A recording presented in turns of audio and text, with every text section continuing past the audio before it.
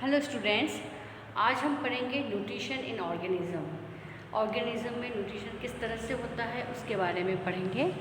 सबसे पहले इसमें यूनिसेलुलर एनिमल जो अमीबा के बारे में कि अमीबा किस तरह से फूड मटेरियल को अपने अंदर लेता है।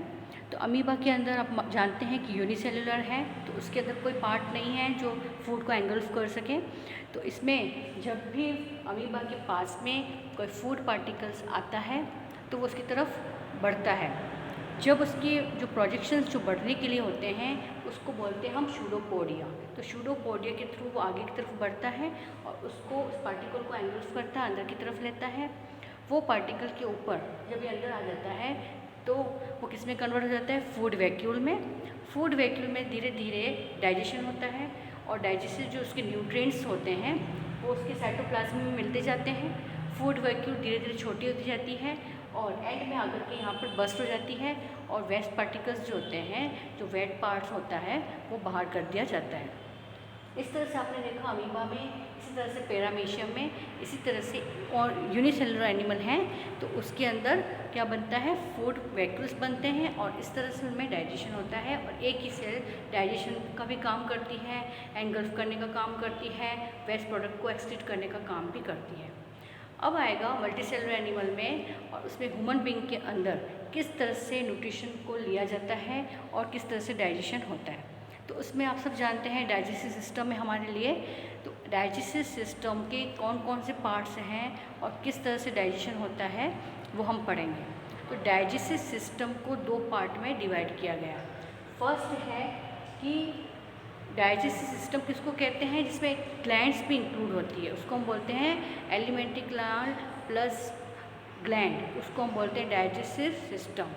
और जिसके अंदर ओनली बकल कैविटी से लेकर के और एनस तक का जो पार्ट है वो कहलाता है एलिमेंट्री कैनाल। एलिमेंट्री कैनाल जिसमें ग्लैंड इंक्लूड नहीं है उसको हम बोलेंगे एलिमेंट्री कैनाल, और जिसके साथ में एलिमेंट्री कैनाल के साथ ग्लैंड को भी इंक्लूड करते हैं तो वो डाइजेस्टिव सिस्टम कहलाता है। सबसे पहले हम देखेंगे कि जो हमारे एलिमेंट्री कैनाल है उसमें क्या क्या वर्क होता है। ठीक है, फर्स्ट है digestion of food. Digestion, food लिया अंदर, उसका डाइजेशन होना, फिर एसिमिलेशन होना यानी फूड का एसिमुलेट करना, उसको डाइजेशन होने के बाद में उसका एसिमुलेट करना, एंड जो वेस्ट प्रोडक्ट उसमें बने हैं वो वेस्ट प्रोडक्ट को एक्सक्रीट करना, शरीर से बाहर निकालना। तो सबसे पहले सिस्टम में हम पढ़ेंगे कि बकल कैविटी। बकल कैविटी आप जानते हैं एक स्ट्रक्चर है जिसके अंदर टीथ, टंग और क्या प्रेजेंट हैं, उसके अंदर उस कैविटी के अंदर सैलिवरी ग्लैंड्स प्रेजेंट हैं जो क्या करती हैं, सलाइवा को सिक्रीट करती हैं और उसमें एमाइलेज एंजाइम होते हैं जो कि स्टार्च को माल्टोज में कन्वर्ट करते हैं। तो बकल कैविटी ऐसी है जिसमें टीथ प्रेजेंट है जो कि फूड को क्या करती हैं, चबाने का काम, उसको छोटे छोटे पार्टिकल्स में तोड़ने का काम।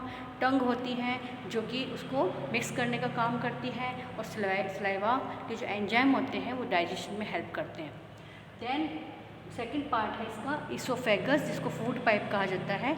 ये 25 सेंटीमीटर लॉन्ग एक ट्यूब है जिसमें कॉन्ट्रैक्शन और रिलैक्सेशन की ऐसी मूवमेंट होती रहती है और फूड बकल कैविटी से होकर के कहा जाता है सीधा स्टमक में।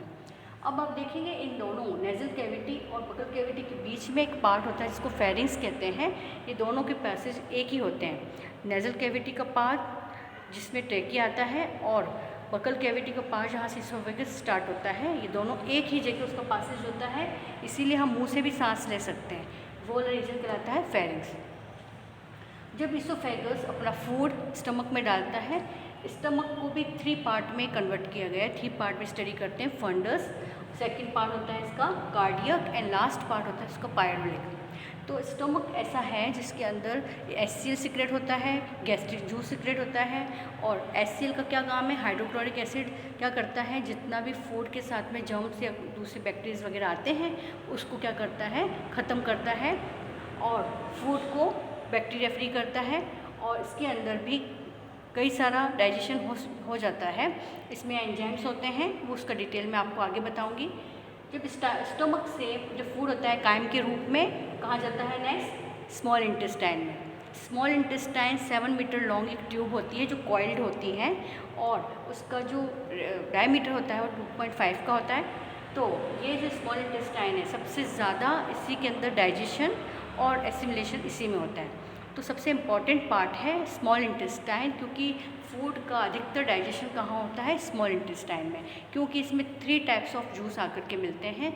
बाइल जूस आता है, पैंक्रेटिक जूस आता है और इंटेस्टाइनल जूस अलग होता है। तो तीनों जूस की वजह से यहाँ पर सारा डाइजेशन होता है। इसको भी 3 पार्ट में स्टडी करते हैं, डिओडिनम, जेजेनम और इलियम, इनके 3 पार्ट होते हैं। देन फूड जाता है लार्ज इंटेस्टाइन में।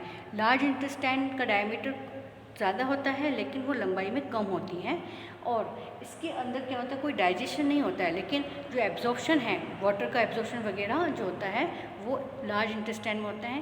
इसके भी 3 पार्ट्स होते हैं, सीकम, कोलोन और रेक्टम। रेक्टम वो पार्ट है जिसमें कि वेस्ट पार्ट जो होता है, वेस्ट मटेरियल या वेस्ट फूड प्रोडक्ट्स जो होते हैं वो यहाँ पर इकट्ठे रहते हैं और एनस के थ्रू शरीर से बाहर निकाले जाते हैं। ये हो गया एलिमेंट्री कैनाल के बारे में। 3 ग्लैंड्स होती हैं, जिसमें फर्स्ट तो होती हैं कि सेलिवरी ग्लैंड, जो कि हमारे बकल कैविटी के अंदर पाई जाती हैं, और देन लीवर जो सबसे बड़ी ग्लैंड है हमारे बॉडी की, सबसे लार्जेस्ट ग्लैंड कौन कहलाती है? लीवर। लीवर के भी 2 पार्ट होते हैं, left and right part. Liver में क्या बनता है? बाइल जूस बनता है जो कि बेसिक इन नेचर होता है, और वो यहाँ पर गॉल ब्लैडर में इकट्ठा किया जाता है। उसके बाद में बाइल डक्ट्स के थ्रू ये स्मॉल इंटेस्टाइन में डाला जाता है।